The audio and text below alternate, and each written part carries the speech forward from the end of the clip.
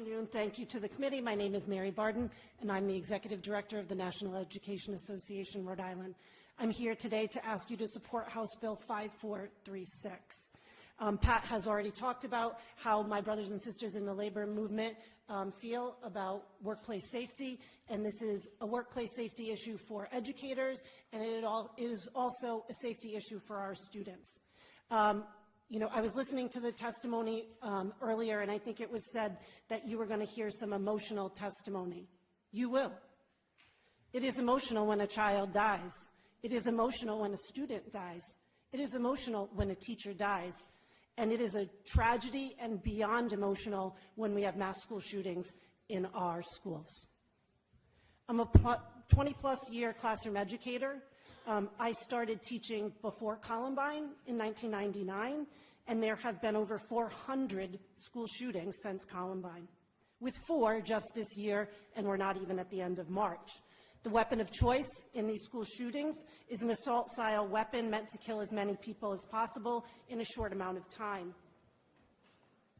And it's our duty to prevent that from happening. I also heard the conversations earlier about, well, we're at a certain percentage, we're number 5 of being safe. But we have to do everything we can to save every child, every teacher, and every worker. And if that was your child, or your spouse, or your niece, or your nephew, you would do what it would take to make the changes that you need to make in front of you so that we can make our schools safe. I'm here because I want you to do everything you can to prevent any future tragedies. I don't want to look back and question whether I did enough to make sure that these tragedies won't happen. And I hope that you will look and do the same. We can't accept the status quo, and we can't say it won't happen here. That's what they said in Maine. That's what they said in Sandy Hook. That's what they said in Uvalde.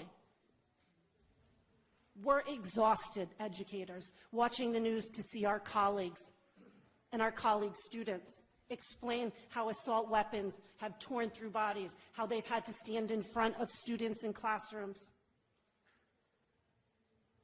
Our students have grown up in this world of mass shootings at schools and churches and grocery stores and colleges, and we can't measure the impact of that trauma on our students and on our educators and our families.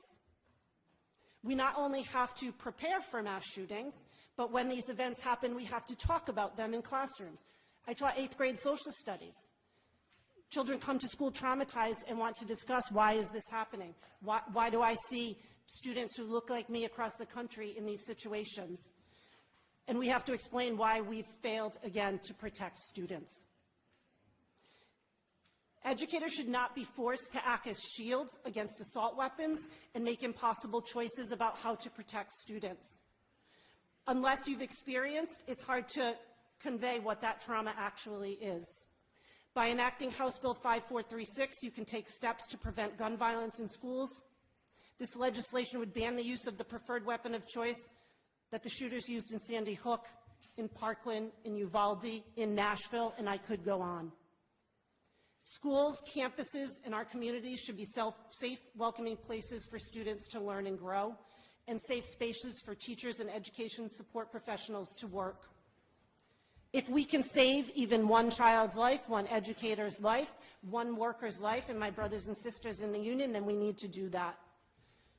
And so I encourage you to pass House Bill 5436 to make sure that our schools, our communities, and our workplaces are safe.